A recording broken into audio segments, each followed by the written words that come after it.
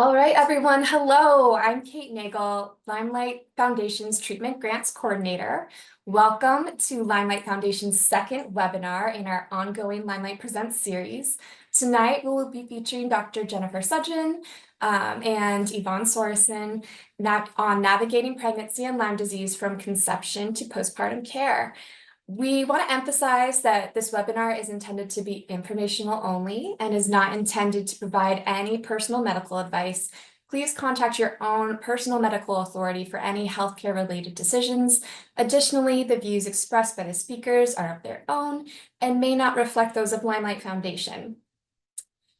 LymeLight's mission is to provide medical treatment to enable children and young adults through age 25 living in the U.S. with Lyme disease to receive proper treatment and medication, as well as raise awareness about Lyme disease. To date, LymeLight has awarded $9.8 million in treatment grants to 1,385 individuals in 49 states. And if you'd like to apply for a grant or donate to LymeLight Foundation, please see lymelightfoundation.org or email info@lymelightfoundation.org. Tonight, I'd like to introduce Scott Forsgren, LymeLight's board member of over 10 years and a wonderful resource to the Lyme community through his blogs, podcasts, and as a health coach. You can find him through his website, betterhealthguide.com. Scott will be introducing our esteemed guest presenters and monitoring the question and answer period after the presentation. Scott? All right. Thanks so much, Kate. Much appreciated. My name is Scott Forsgren, and it is my great honor to be a board member of LymeLight for over a decade, as was mentioned. I'm excited to be here with you tonight as we talk with Dr. Jennifer Sugden and Yvonne Sorensen on the topic of navigating pregnancy and Lyme disease from conception to postpartum care. And this topic really is of particular interest to LymeLight Foundation, as many of our grant recipient families are impacted with congenital Lyme. It is not a rare finding, but a common occurrence in those that apply for a LymeLight grant. Our analysis, actually Kate did this work, and the analysis looking at 3 years of applications and grant recipient information using very defined parameters revealed that 58% of grant recipients were either known to or likely to have had congenital Lyme disease. So this is a topic that is of much interest to us and to those people that we work with. After the presentation, we will have a Q&A session as time permits. So if you have any questions for our presenters, please put those in the Zoom Q&A and we will get to those towards the end. We're not going to use chat today. And we would ask that you keep your questions as general as possible, as we're not going to be able to go into specifics on any case or provide any personal medical advice. So with that, Dr. Jennifer Sugden is a licensed naturopath in both Oregon and California. And although it can be cliche in the field to say that she treats the whole person, mind, body, and spirit, that is in fact what she does. Dr. Sugden initially received her undergraduate degree in chemistry and went on to earn a doctorate from the National University of Natural Medicine in Portland, Oregon in 2003. Her focus was primary care with 3 years of midwifery as well before moving to California in 2012. She is very well versed in infertility, prenatal care, postnatal care, and how it relates to Lyme and tick-borne illness. And upon moving to California, she quickly joined a clinic that focused on chronic complex illness and has enjoyed that challenge over the past 11 years. Yvonne Sorensen received her master's in physician assistant studies at Touro University in Henderson, Nevada, and since joining Pacific Frontier in 2007, she's been trained by Dr. Stephen Harris and continues to work closely with him and everyone at the practice. Yvonne has become knowledgeable in the methodologies and treatment protocols of Lyme disease and tick-borne co-infections, as well as myalgic encephalomyelitis, chronic fatigue syndrome, fibromyalgia, biotoxin illness, autism spectrum disorder, and pediatric acute onset neuropsychiatric syndrome, or PANS. She attends the ILADS, or International Lyme and Associated Diseases Society scientific conference every year, and is continuously expanding her knowledge around new and upcoming treatment protocols. Their talk today is Navigating Pregnancy and Lyme Disease from Conception to Postpartum Care, and I am very honored to welcome both of them today to talk with us on this topic. So thank you, Dr. Sugden and Yvonne. Thanks for being here, and you may begin. Thank you so much. Thank you, Scott. Our hope today is to kind of get through four major topics in pregnancy and Lyme. First, conception and pregnancy and delivery, and then finally postpartum. So one of the main things that we want to look at with any case, to be honest, is a very thorough history. When we're looking at a woman who is of childbearing age and wanting to either become pregnant or has had the unfortunate scenario of multiple miscarriages, which is actually not that uncommon in the case of Lyme and tick-borne illness. They may or may not understand why and how the miscarriages are happening. But if there's no genetic disorder that has been discovered, miscarriages are common in pregnancy, in a pregnancy history, I should say. And so looking at kind of the number of miscarriages, the depth of which, there has been trial and error along those fronts is important to me in taking a really good, thorough history. Other interesting side note, often with Lyme and tick-borne illness is bleeding disorders that can happen. I had a woman who had three babies prior to knowing that she had Lyme disease. She congenitally transferred Lyme to her first three children, and her third had pretty major hemorrhage at the time of delivery. So much so she ended up, with a couple of blood transfusions, and then, started to investigate as to where and why, that history was in the third, not in the first two. Discovered that she did indeed have Lyme and Bartonella. Not uncommon to see that with those disease pathways, and we can see it in other presentations too, not just pregnancy. But once we treated her, and actually treated during pregnancy for her last three babies, she had 6 total, she did very well. And there was actually, interestingly enough, no transfer to her last 3 pregnancies. It's another common phenomena of preterm labor. My most recent, I had a baby that was born at 32 weeks. We were treating during pregnancy, but that still is somewhat common within the history. Certainly losing, a baby very early in pregnancy is not uncommon, whether we call that a miscarriage or whether we call it a preterm, hopefully, survival. I also like to get a good history on birth control, any other clotting disorders that we might look at if we were estrogen dominant for, sometimes decades with some women, and the reality that Lyme and tick-borne illness in general can make the blood more leaning more towards, clotting disorders in general. Certainly the timing. What's my timing in family planning? How long do I have to either kind of discover what we need to, and or their timing. Just today spoke with a 53-year-old actually, who just had a baby, not by herself, but surrogacy. And but and Yvonne will get into more of the IVF conversation there. But an interesting just in regards to getting the health of the mom as good as we possibly can prior to conception is my goal. And then also just looking at other exposures, right? That this isn't just necessarily Lyme and tick-borne illness, but we may have a multitude of other things that we need to be considering. What's their mold history? What's their current mold history, even, during conception, during pregnancy, heavy metal history, any parasitic infections. That's not uncommon in regards to infertility and needing to treat parasites and get that toxic load down before we can see resolution and or conception even occur. Environmental toxins and just quality of their diet, I like to look at in a perfect world, prior to conception. So really we're looking at how do we assess these things? So, there's lots of different tests that we can look at for Lyme and tick-borne infections. We oftentimes are using antibody testing.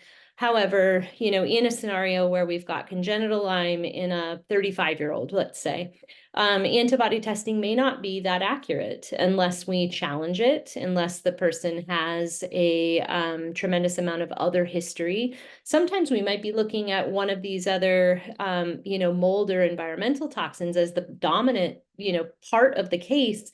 And then we find that treating those, getting those levels down, they still, have 60% of their, symptoms there. And then what else could be going on? And so looking at Lyme and tick-borne illness at that point might be supportive.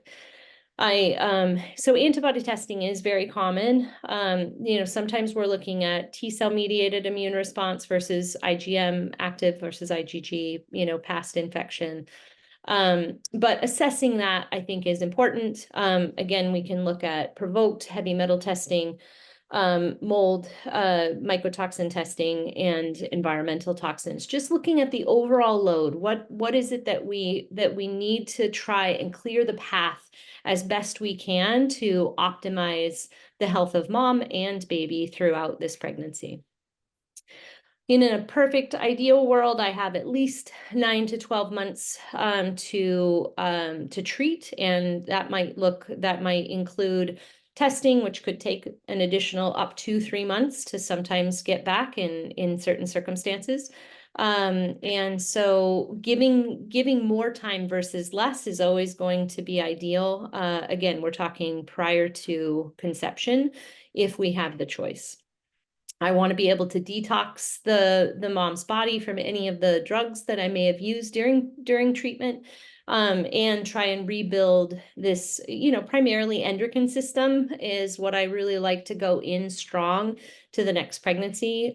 Certainly the hormonal levels and things like that are needed. And then a consideration of what do we do when there is an IVF scenario, whether there be egg retrieval. Do we treat during egg retrieval, and or in some cases, treating dad throughout the timing of trying is oftentimes, a strategy in regards to the potential of transfer of an active infection to mom, during the time of conception. All right, thank you, Dr. Sugden. Now on to pregnancy. Once you have done all the preconception work, you've built up your body, and you are planning on getting pregnant, I think if you know that you want to plan, I think it's really important for you to talk to your providers, both your Lyme doctor and your OB, to just discuss the risk versus benefits of whether to treat or not during pregnancy. Does your OB have any concerns? Do you have any other underlying medical issues that we need to take into account? Are you considered a high OB patient? Transmission, it's not 100%. We talk about congenital Lyme, we talk about it being passed from mom to child, but it doesn't seem to be 100%. So if you don't treat, it doesn't necessarily mean that we will pass it to baby, but if we do treat, it also is not a guarantee that we won't pass it to baby, but it does seem to decrease the chance of transmission if we do treat during pregnancy. So just really important to talk to your OB, your Lyme doc, get everyone on the same page. So if you do decide to treat, things to consider is health of the mother, health of your patient. Does she need treatment herself? How bad are her symptoms? We may have an asymptomatic mom that is still testing positive. So does she need treatment, or are we considering treatment just for the protection of the potential transmission?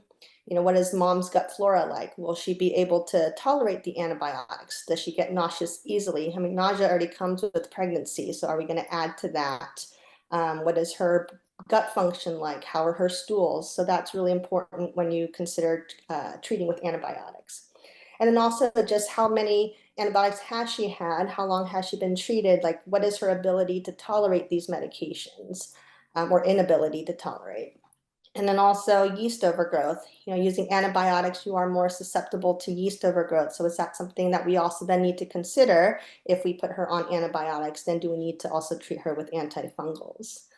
The status of the infections, whether we do test the mom beforehand to see on paper what she might show, does it match with her current symptoms? That kind of goes back to health of the mother, just how is she? Does she need treatment? What do we know about her infections? And then also just personal preference. I do always ask patients what their personal preference is. Just, it's a long time to be on antibiotics. Some are for sure, I'm going on it, no questions. I know the risks, put me on them. And then some patients, they can't imagine being on antibiotics for 9+ months. So that is something to consider as well. So if a patient does decide to treat, what do we treat with? There's antibiotics, herbals, homeopathy, alternative treatments. Which ones do we use? So we generally will use antibiotics. We will use Class B medications. Those have been studied with animal studies to be safe during pregnancy. Herbals, some of them are likely safe. We just don't have enough data. We don't have enough studies to back us up. So we tend not to use the herbals. Homeopathy is okay. It's just, is that enough for the patient? Again, that goes back to the health of the mom. How much treatment might she need? But we generally do use antibiotics. As far as alternative treatments, I would avoid them. There are other treatments out there for chronic Lyme patients, like frequency machines, magnet therapy, but avoid those in pregnancy. We just don't know how they will do. All right, so I mentioned we generally will treat with antibiotics. Then the next question is, how many do we treat with? Again, if we don't treat during pregnancy, it's not 100% guarantee that it will get passed. The late Charles Ray Jones, doctor that treated a lot of the pediatric patients, in passing, he had said once before that if you don't treat, it's probably 50-50 chance of transmission. If you treat with one antibiotic, the risk goes down to 25%. And if you're on 2 antibiotics, the risk goes down to less than 2%. But I do think that 25% number is high. I think even with one medication, you do decrease that risk significantly. And with the medications, I mentioned that we use Class B antibiotics. So we have cell wall options and intracellular. Now the cell wall options, depending on a patient's allergy, what they have tolerated in the past, we will generally choose something from the penicillin family or the cephalosporin family. Amoxicillin is usually tolerated very well. Suprac, it's nice because it's a once-a-day dosing. I use Sugden quite a bit. So we do have some options. And again, it kind of depends on what the patient might tolerate and have responded to in the past. And for the intracellular option, really, we just have azithromycin.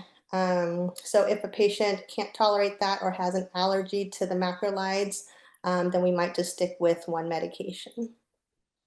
As far as how to take the antibiotics, we generally do try to stick with the orals. There's just a lot more risks of these IV meds. Now, if a patient has hyperemesis and they can't keep the meds down, if they already have a PICC line in for hydration, which I did have a patient do that, so we took advantage of the fact that she had a PICC line and we put the antibiotics in through the IV. But we will generally stick with the orals. Intramuscular is okay. We have bicillin, we have Rocephin that we can use. So if a patient really cannot keep the orals down, we do have some IM options. All right, so you decided to treat, you're on medications, now we're close to delivery. So as far as delivery, I would just say to prepare early, have your test kit ready. Don't order the test kit right when you get pregnant though. The tubes do expire, so prepare early but not too early. Make sure you go over the logistics with your OB. Make sure they know who's collecting what, who's gonna package things up, who's gonna send the samples, who's taking it to FedEx. Usually the hospital will take care of that, but just go through all the steps with the OB. Sometimes you're not ready to deliver and baby's coming, and so then it gets a little crazy and everyone just needs to remember what their role is. As far as IV antibiotics peripartum, We will sometimes ask the OBs to administer like a dose of IV Rocephin just around delivery to potentially decrease the chance of transmission as the baby's coming down the vaginal canal, but also just that trauma of delivery, whether it's vaginal or C-section, the hormone changes, that all can be potential triggers for the patient to flare as well. So they're in the hospital, easy access to IV medications. The OBs generally have not had an issue with that. I had one OB come back. I had asked for 2 grams of Rocephin. The OB came back and just said, can we do 1 gram? And I was fine with that, but generally they don't have an issue. All right, and what to test for. So this is where you've talked to the OB early on, what samples to collect. We would like a cord blood sample, cord segment, placenta fragment, and if it's a boy being circumcised, a foreskin sample. And we can test all of these using a PCR test on miscellaneous samples. I have seen some of these samples come back positive, PCR positive, and if it does come back positive, we can treat the baby right then and there. Couple days old, we can start treatment. But I think collecting the samples is important, whether you choose to treat during pregnancy or not. If you don't treat, this is kind of another checkpoint that we can have to see.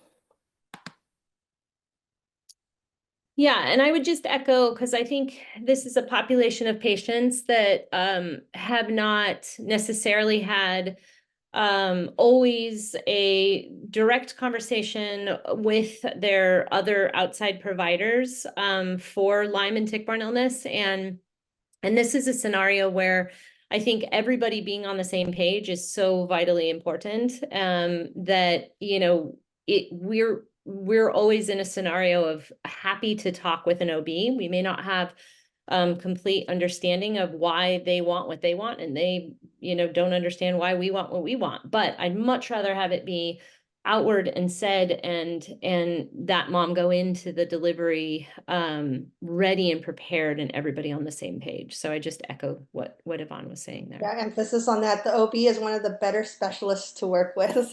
Yeah, it's true. It's true. And most of the time want to work with us. It's true.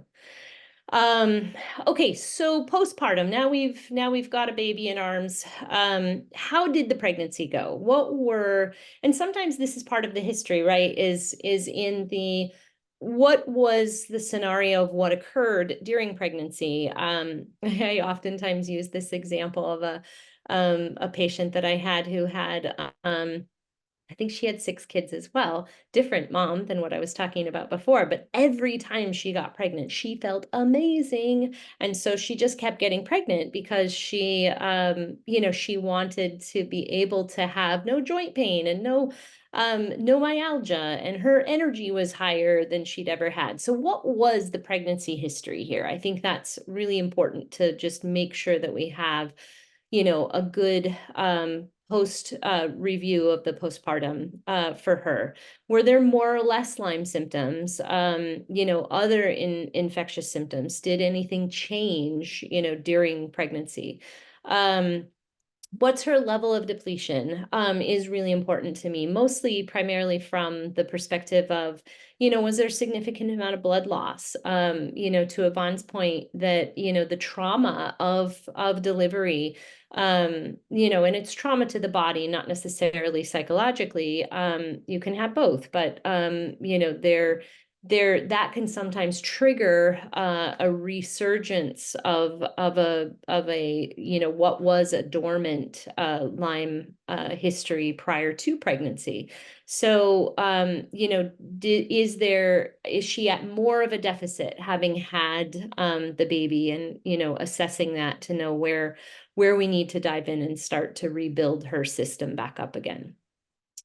Were there any new developments of new symptoms, sorry, that developed during pregnancy that didn't seem pregnancy related? And then I oftentimes will say, you know, be mindful, watch for any new symptoms and or resurgence of symptoms, you know, during the 3 to 6 month postpartum, and then again at 3 to 6 months after she stops nursing. Again, it's that fluctuation in hormones that can produce more of her Lyme symptoms returning. Oftentimes the question is, if I was on antibiotics during pregnancy, do I need to stay on antibiotics during nursing? It's a less likelihood that you will transmit spirochetes through through nursing, but it is still possible. I think I asked IGeneX in particular because it's a sample that can be sent. This was a number of years ago, and the number back to me was close to 20% of the samples that they get for breast milk that are PCR positive for Lyme. So it's not nothing, but it's far less than what we think the 50-50 transmission, in utero. I think always the question is, do I stay on antibiotics and then give the sample? I actually am more in trying to gauge the mom, how she's done on antibiotics, possibly throughout the whole pregnancy. If she's done very well, had no, uptick of yeast or fungal issues, then I might say, encourage her to at least stay on a single antibiotic, especially if the breast milk comes back, negative, that's probably the safest option for her throughout her nursing history. So also assessment is, postpartum assessment is the baby. So was the testing done at delivery? We certainly have a number of scenarios where they didn't prepare quite in time and the PCR testing was not done at delivery. So, then the question is, at what point do we want to consider testing that baby? If the PCR was positive, to Yvonne's point, we can start treating that, baby very early. Now, that's a whole conversation in regards to, for new mom and dads, to be looking at what antibiotics, obviously safe for their age bracket. But sometimes we can expand what antibiotics we're looking at. For a baby versus where we were with pregnancy. The controversy or the question again in regards to antibiotics versus herbal, we just don't have a lot of research in regards to herbal options. I would say we have far more ability to treat herbally to the baby versus during pregnancy directly to the mom. And feel really quite comfortable with that. It's more about feeling out where the parents are in regards to putting an infant on an antibiotic. I will say, though, in the cases that we have had where we treated very early, and do correct me if I'm wrong, if you've had a different experience, Yvonne, but, you rarely see these kids again for complications. It is more often than not they do extremely well if we treat them early. I would agree. I'd say, antibiotics versus herbals, it's hard to think your newborn being on an antibiotic, but if if a PCR is positive on any of those samples that we said, if we treat 4 to 6 months of antibiotics for a newborn, we should be good. We generally don't see them become these chronic patients. So it's hard to think, wow, 4 months of an antibiotic for a newborn. What about their gut? We have to weigh the risk versus benefits, like gut repair versus chronic Lyme. Yeah.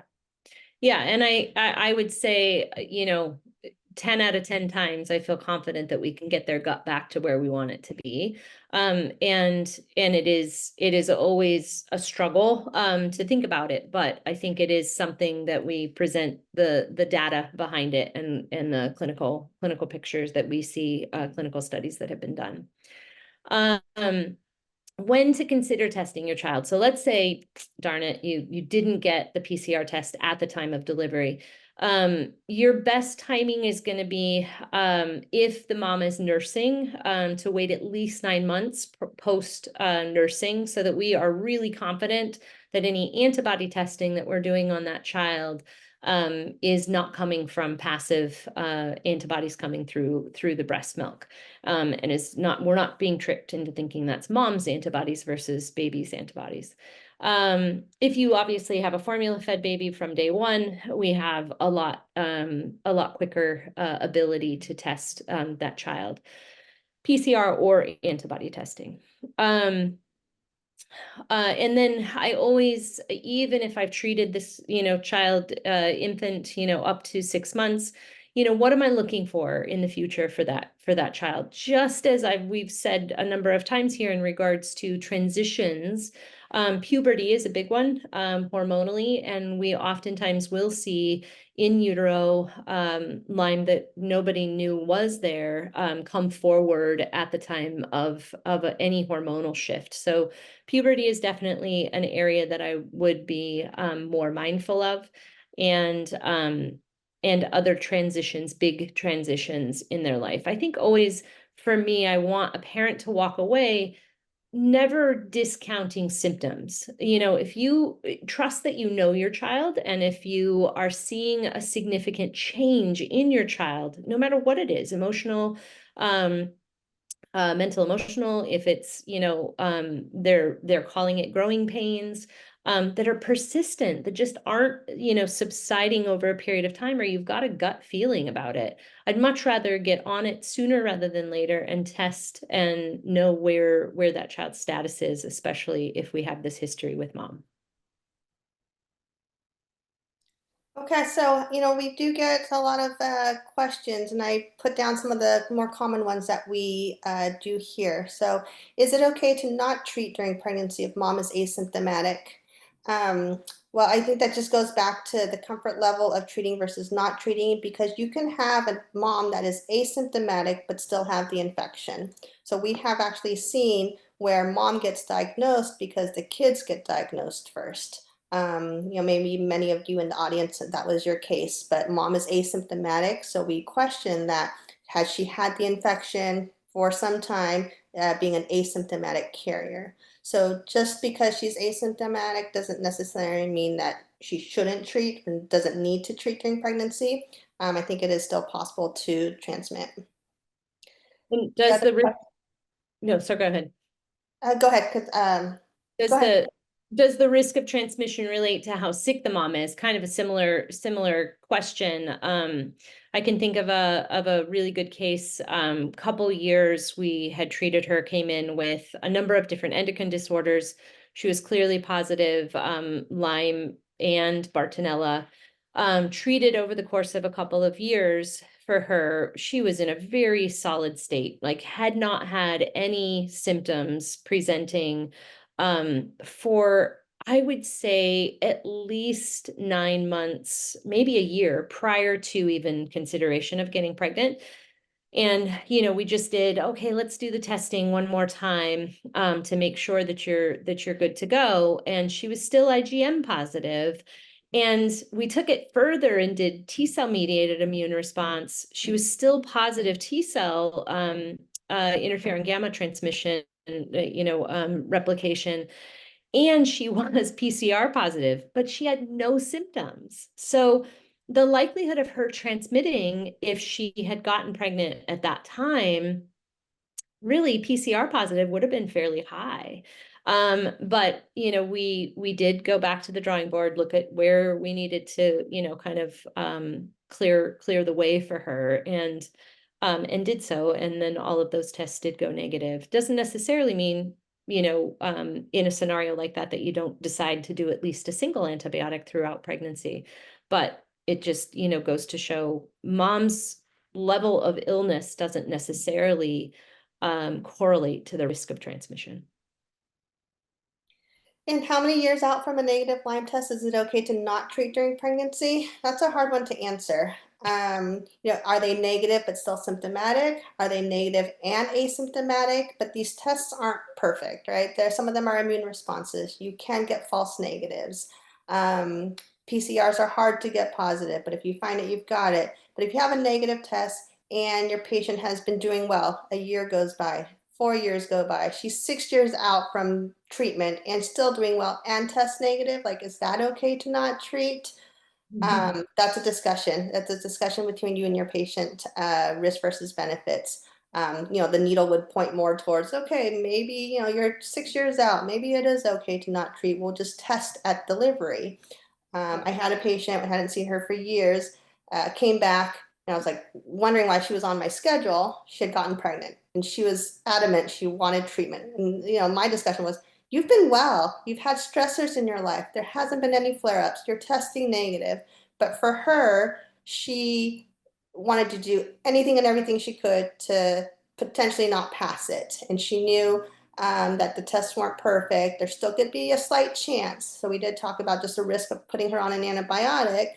For her, I believe we did go on one. But again, it's just, it's hard to say when is it okay. Yeah, and then the other question, what about co-infections in regards to, I think our thought there, Yvonne, was in regards to intrauterine transmission. So you know, I think, please do correct me if I'm wrong, I think my only other PCR that I can get is relapsing febriliosis at the time of delivery, correct? We can test PCR on co-infections, but yeah, a lot of patients will ask about, can we treat the co-infections during pregnancy? And with that, the medications for the co-infections aren't generally class B. And there are some doctors that use Mepron, Malarone, maybe in the second, third trimester if babesia has been a real problem for the mom. I shy away from those just because we don't have enough data. Yeah, Dr. Jones, the late Dr. Jones used to treat in third trimester babesiosis. But I think as far as PCR though, for cord blood, I'm pretty sure it's only right, for miscellaneous samples. You're right.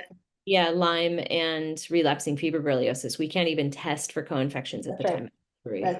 Because it's under miscellaneous. Yeah. So then we're dependent upon really, you know, mindfully watching that baby for any other co-infections that could have been transmitted. It's possible. So these next few slides, I just included some of the studies and papers that are out there. For this audience, I think you guys would be interested in some of these studies and references.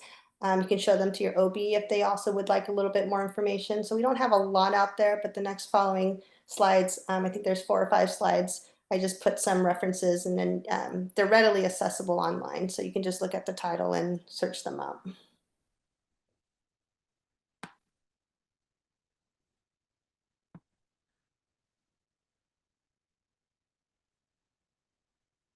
Great. All right. Looks like we did it. All right, so let's take a look at some of the questions. I think I was seeing questions coming in, and at the same time, you all were answering them. So thank you for that. Let's talk a little bit about, you mentioned that it's difficult to test for co-infections like Bartonella or Babesia. Do you have any sense from, as maybe the baby starts to get a little older, maybe does become symptomatic, any sense for the potential transmission of Bartonella and Babesia? Do we think it happens as much as Borrelia, but we just don't have good testing? Any insights or thoughts around that? I think it's possible. We do see families where, they're the Bartonella family. They, the kids are now 5 and 7. We test them and they are all positive for it. Now, is that congenital? Could they potentially have had their own tick bite at some point and gotten it? But we do see these clusters of like, everyone in that family seems to have the same infection. So I do think it is possible.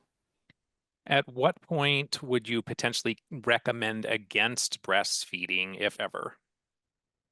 I mean, I oftentimes, it's a great question. I'm looking at the health of the mom primarily, and when I'm seeing a mother continue to decline post-delivery, whether she stays on antibiotics or not, but she is flaring, those would be scenarios where I'm definitely saying, please, let's hold on nursing. I get the connection component, and there's lots of other ways to develop that.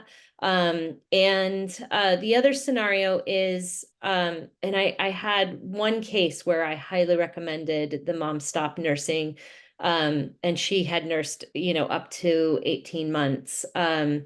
She did come back PCR positive, finally testing the breast milk, and the child was really diminished in his development. So, I just couldn't 100% say where it was coming from. And that would be a scenario in both of those cases where I recommended stop nursing. And also on that note, if the mom is declining, if she is not nursing, there's more treatment options for her. Yes. Good point. Would you continue using IVIG for immune deficiency caused by Lyme and co-infections during a pregnancy? I haven't had a patient on IVIG with Lyme getting pregnant. Yeah, I can't think of a case either. So I'd have to look into that. My hunch is that it wouldn't be contraindicated, but I would need to look into that. I don't have an answer for you. So this one is kind of related to the conversation. Have there been any research advances in determining risk of transmission to partners? I don't think formally. I know, it's another clinical discussion. We have had patients where, and we have more female patients, but she gets better, she gets worse, she gets better, she gets worse. So like, where is this coming from? Are the medications not working? We change the meds, she responds, but then she gets worse again. So we have tested partners. And we have, I think in the past 17 years, I have sent a couple samples of semen to the lab, and you can run a PCR sample on that sample, and it did come back positive. So if we're finding Borrelia, if we're finding the DNA of Borrelia in semen, it can get passed. But if you ask kind of the mainstream medicine, they will say no. I also see the scenario where certainly the situation that Yvonne is talking about, patients better, significantly better, and then, declines again. It's not uncommon to then test their partner and have their partner light up like a Christmas tree, right? They have no symptoms. They're completely asymptomatic, and yet their antibodies are screaming positive. They have a strong immune system. That's what it tells you, right?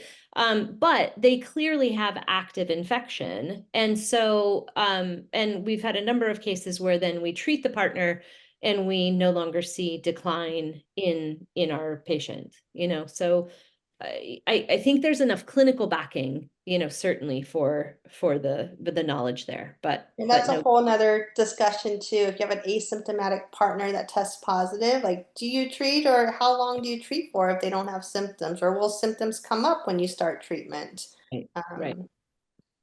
Yeah. Does the trimester during which a mom is infected have an impact on the risk of transmission? Like, see, you're talking a scenario where there was a tick bite during pregnancy? Some vector during pregnancy, correct? I don't know that. I wouldn't think so. I wouldn't think it would matter. And Yep. yeah, it's more about, any time during pregnancy, even upon, the first couple of weeks of conception, your antibodies are going to decline. Your immune system is in a more compromised state. And so that's purposeful so that you can grow a baby, right? So, you have a higher risk, in my opinion, to replication of those bugs. And the number of bugs transmitted, is important. And I guess here's my plug of, please get your tick tested. If you got bit during pregnancy and you had a tick attached, get that tick tested, because that's probably going to be our biggest ally. Do you all recommend specific testing for ticks, like Technology or Tick Report or IGeneX, any that you find most helpful? All the ones you listed, we have. Do not send it to the county. Yeah. We have patients where the county tells them they'll test for Borrelia, but instead a report back, we get the identification of the tick and not testing of the tick. So do not send it to the county. Yeah. How do babies with congenital Lyme present in terms of symptomology? What symptoms would lead you to explore the potential for vector-borne infections in an infant further? Yeah, that's hard because they can't complain, but failure to thrive, they are, colicky is hard because you can have a colicky baby and not have infection. But as they get older, also, they're just not matching their peers. They're more lethargic. Dr. Sugden mentioned growing pains. And we have patients that say, oh, doctor said that's just growing pains. Well, maybe, but maybe not. Right. Neurological, abnormalities can be present very early on in an infant, startle reflex. I had an infant who was hypersensitive even, as a 3-month-old. So taking into account, I mean, it might be something else, but it's worth, especially with a history with mom, to at least consider even those subtleties. And then Yeah. And any concerns from the pediatrician, or is the baby reaching the milestones as expected? yeah. Are there any treatment options that can be implemented for persister forms such as dapsone? During pregnancy? Yeah. No. Not anything that I would be safe doing. I would feel safe doing. And to But add to that, that just made me think of like detox remedies too. Like during pregnancy, we don't do a lot of detox. We don't want a lot of those toxins shifting around while you're pregnant. Can you talk? And another good reason, sorry, to interrupt you, Scott, another good reason in regards to possibly stopping nursing, early, would be, gosh, this person really, we need to go back and treat her again and get after those persister cells much more aggressively. Even with nursing, we wouldn't do a lot of those drugs. So you commented a little bit in the presentation that you find generally that OBGYNs are supportive from a testing perspective. There's a question about how do you find a Lyme literate OB? Maybe the question is, do you need to? And do you occasionally run into challenges getting the OB to run the tests that you suggest? Not really. You don't need a Lyme literate OB. If you find one, great, send me the name. But the OBs, general OB, whoever you've been seeing, whoever's covered in your insurance, we're happy to talk to them. They're open to talking to us. Oftentimes they don't need to talk to us. I tell patients, make sure you do tell your OB what meds you're taking. Don't hide it from them. But we really haven't gotten pushback. Like they're fine with amoxicillin, azithromycin, Sefton. I know how I would answer this question, but interesting one. My children are now young adults. Both are on the autism spectrum, as well as other neurodiversity issues. Should they be tested for Lyme? I mean, I would say if mom has a history of Lyme and or potential tick bites in her past prior to pregnancy, living on the East Coast, would be a higher risk factor, especially timing wise. But we know Lyme is in all 50 states now, so that may or may not be a factor. But I think looking at mom's history would be important to to look at as well in regards to, I'm not just going to make a blanket statement that neurodiverse children, young adults all have that history of Lyme. I think that's a huge generalization. But if all of those other pieces look like in the history that yes, there could have been a risk factor here for sure, because it can change their life. And you've got, in my opinion, a couple of years there before you're going to have full, the brain myelination that we're looking for, for any shifts, changes that we're going to make permanent. I would act on it sooner rather than later if it's a direction you want to go. And also the young adult's history, like did they get their own tick bite at some point? Yeah, and could have been at the same location, both. That's not No, and uncommon. we do see families, and I had mentioned sometimes the mom doesn't get diagnosed until the kids do. Both kids have health issues. Both kids got tested. Both kids tested positive. And it's possible it wasn't congenital. The kids grew up in the same backyard. They had their own tick bites. They were equally exposed. It's just we have seen cases where then mom is positive but asymptomatic. But it is quite possible that they get their own tick bites. If a woman has had Lyme in her past with successful treatment, is she still at risk for a flare during pregnancy, or is the treatment with antibiotics more for acute infection? Still at risk for a flare, in my opinion, more so postpartum, but I would say still at risk for a flare. If a baby is born with vector-borne infections, will their immune system ever see the pathogen as foreign and mount an immune response? That's a great question. I mean, I oftentimes do, I think that if we plucked 1,000 people out of the population, you'd probably have a good number of them that have had exposure to Lyme, something above probably 70%. That's just my guess. But, that doesn't necessarily mean you have that many sick people, right? So I think there is the possibility that any exposure, the immune system does have the potential to, fight, rise above, hit it. These are just the oddity of these bacteria are the stealth-like ability to hide from that. And that's the greatest concern. This isn't like a staph infection. This isn't, even a virus, unfortunately, And do we kind of wait and see if that immune will mount that response versus we know it's there? Do we treat what we know right then and there? When is it too late, if ever, in pregnancy to start treatment for mom to prevent congenital transmission? I don't know to prevent.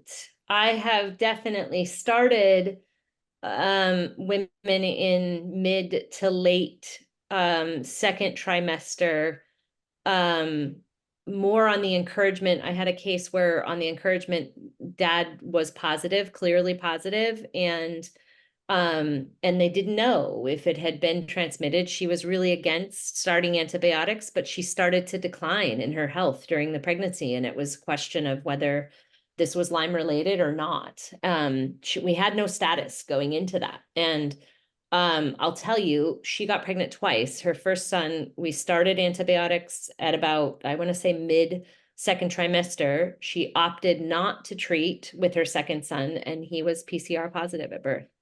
I'm not saying that that is a guarantee, right? That it was because she didn't treat. No guarantee that she would have treated and he wouldn't have still been PCR positive. But it is an interesting, case with this example. I'm going to blend a couple of questions together here. So if the sick person is the father, does Lyme pass to the embryo? And do you treat dad prior to conception? You talked about that a little bit, but give us some more insight about dad's infection status and how that might infect the fetus or the infant.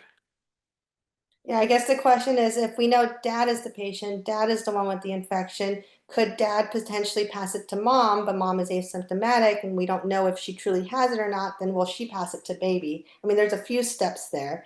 I think it's worth that discussion of that risk versus benefits of we don't know, tests aren't perfect. Here's the risk of antibiotics. Do we really put mom on it, not knowing if she could have potentially gotten it from dad?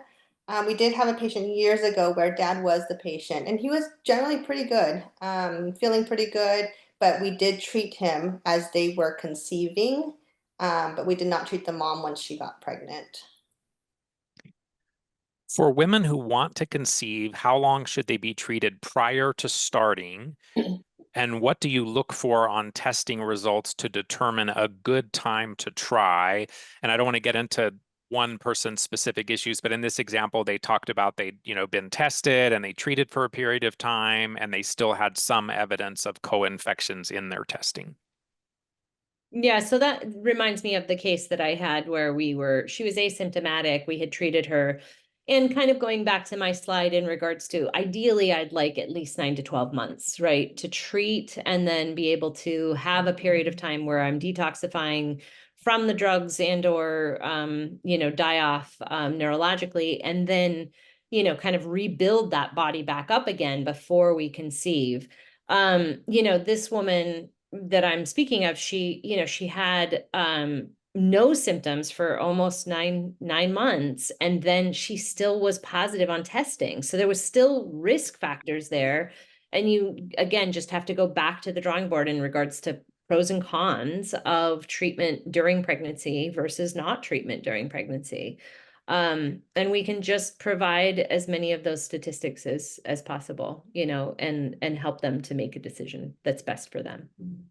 If Yeah, a I think patient, bottom line, I think bottom line is there is no right answer. You know, each patient look at their individual history, their symptoms, their status of everything, and kind of collectively come up with what is the best option, best route for that patient. if a patient is tested for Lyme during pregnancy just for an elevated white blood cell count and turns out IgM positive, but doesn't have nor ever had symptoms, should one treat during pregnancy? IgM positive, Steve I is guess trying. my question is why did they test for IgM, Yeah, or it's why a did they test peculiar for name of the person asking the question. Peculiar name of the person asking the question. IgM positive for Lyme, I'm assuming he's That saying. was my assumption as well. I just saw that. Which would be an interesting case because, you know, your immune system is, you know, is struggling, you know, suppressed during pregnancy. So, I mean, if they're IgM positive testing on, you know, during pregnancy, I would take that at face value. And yes, I would treat during pregnancy. That would be my inclination that there is an activity here. Let's talk a little bit about mom's antibodies versus baby's antibodies. So if you're ultimately testing baby for antibodies, at what point would antibody testing reflect baby's immune status and potential infection status and no longer that of the mother? I That was was taught at the one point, if you're not breastfeeding, if you're just looking for the baby's antibody, they do start to make their own antibodies around 15 to 18 months of age. You can always do a PCR testing, but if you're looking for antibodies, probably at a year and a half. But if you are nursing, wait some time. Yeah, 9 months post nursing before you'd test to Any be Any recommendations for an already antibiotic resistant person with gastroparesis and candida due to prior antibiotics for Lyme? I guess maybe they're asking more, how would you treat during pregnancy in someone who maybe couldn't tolerate antibiotics because of prior issues? I mean, I think that might be a scenario where you don't have an option to treat, right? I mean, it might be a conversation around surrogacy, depending upon the health of the mom, and how to optimize egg health, you know, during retrieval. And if they really are well enough to get pregnant, you know, maybe looking at some, you know, I would feel comfortable looking at some homeopathic options, but I would never guarantee that that would not, you know, prevent transmission. I think testing at the time of delivery is going to be your biggest ally. Do we have any data on miscarriage or complication rates with treatment versus without treatment? So you talked a little bit about potential for transmission and those percentages, but do we know anything more about miscarriage and complication rates? No, we need more studies. I mean, Fair. mostly clinical data. Yeah. I mean, Yeah. we could all come up with probably a dozen patients that we could say, you know, that was part of their history we treated, and then that, you know, no longer was their history. So, you know, I think that speaks for itself. They were able to get pregnant, have a healthy child post treatment, but, you know, you're right. There needs to be more studies. I think we've kind of answered this one, but if a woman has borderline co-infections, which was probably taken from her husband or infected by the husband, that is an active Lyme patient, some would suggest treatment is not that important, but can this also be an issue for transmitting to the baby during the pregnancy? You're saying the mom is So borderline? mom has borderline co-infections, probably from the husband who is actively treating Lyme. Would you treat or not to minimize transmission to the baby? I would say if they are planning to get pregnant, maybe run some other different labs on mom. Can we get a little bit more objective data if it's been borderline? You know, can we work her up a little bit more before deciding? And if Perfect. she's already pregnant, then, you know, as we've said before, there's not a lot of treatment being done during pregnancy for BART and, you know, Babesia, unless, you know, we kind of are on that, in that very gray zone, third trimester possibility. But, you know, so then you're looking at, and I understand her question in regards to her age being at 42. You know, there's a timeline going for sure. My kids were diagnosed with co-infection 6 years after the initial infection. They're now 6 and 8. They were in utero and 2 at the time. Should we treat them even if they're mostly asymptomatic before puberty? And could they eventually transfer these infections to their future babies?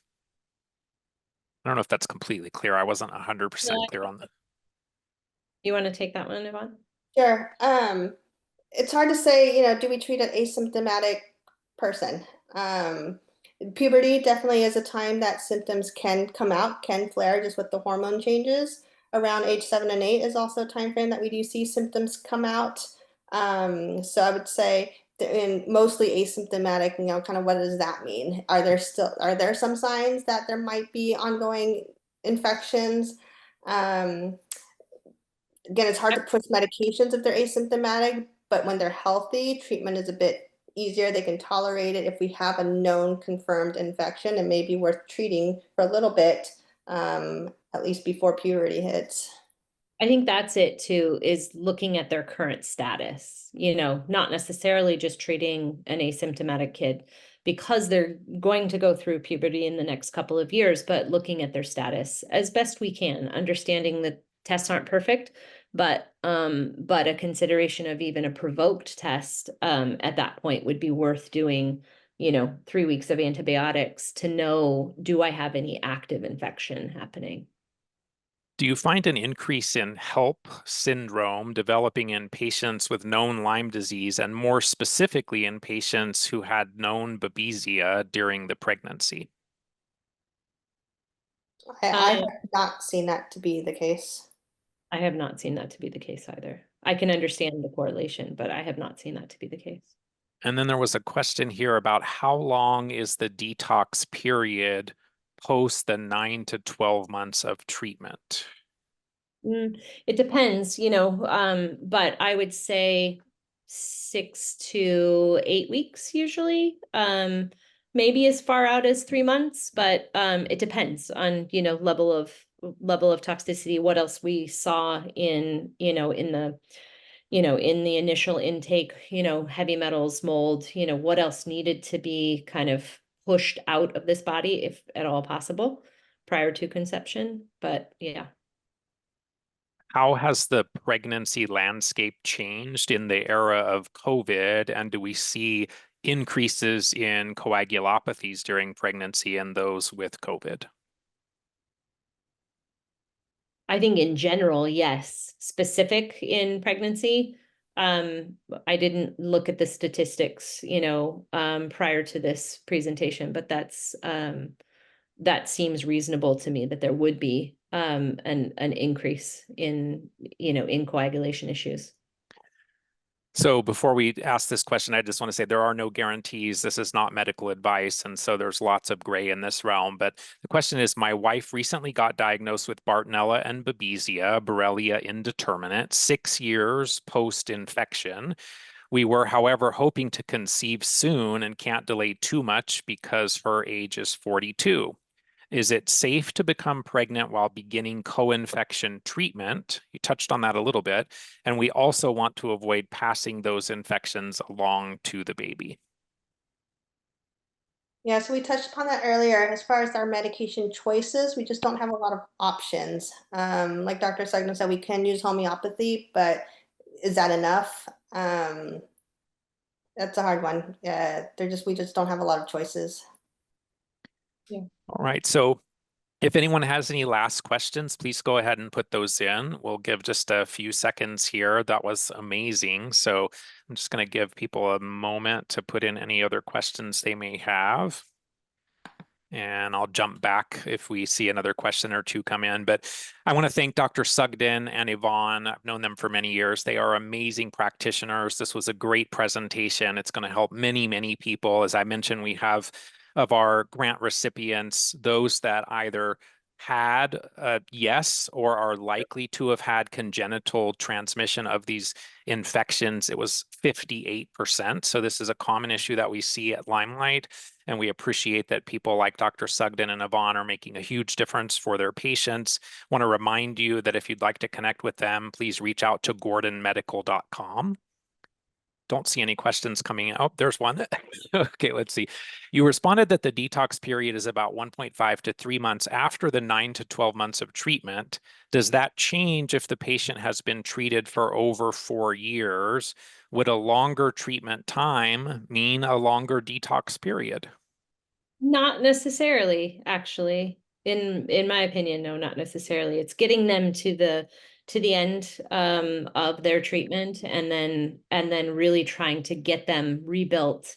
And as you know, many times we'll do antifungals, for instance, to treat yeast, and so just being able to eradicate some of that prior to pregnancy, I think is always helpful. And then rebuilding as much as I can, immune system and the endocrine system, prior to conception. That's the goal.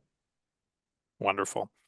As a reminder, LymeLight Foundation provides medical treatment grants to children and young adults through age 25 living in the U.S. with Lyme disease. So if you are interested in applying for a grant or supporting our mission, please visit limelightfoundation.org. And I really want to thank Kate and Katie and the LymeLight team for making this event possible. We do welcome any feedback that you have. This is our second in our LymeLight Presents series. So we did a prior one on PANS and PANDAS with Dr. Dan Kinderlehrer. We've had the one tonight, which was amazing. If you have other topics that you'd like to see in this series, please do reach out. If you have feedback on how we can make these better and support you better, please let us know. And lastly, I'd just like to thank you all for being here. We hope you found this webinar informative, and we wish you well. Good night, everyone. Thank you again. Thank you.